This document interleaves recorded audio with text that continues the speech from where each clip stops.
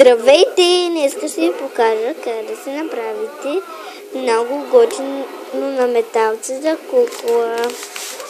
Материалите са плат и едно ластиче. Добре, нека да започваме. Вземате куклата и повдигате леко ръцете. Вземете по-дългата част на платът и го правите и така. След това и така. И с едно ластиче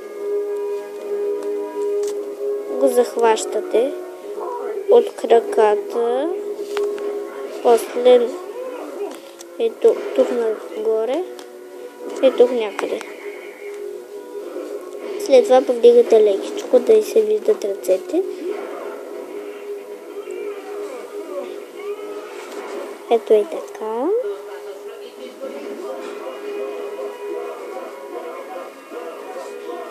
Ето.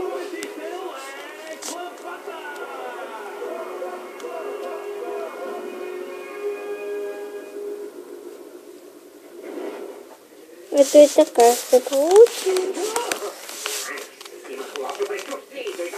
И може тук отзад да го захванете с някакво си ластиче.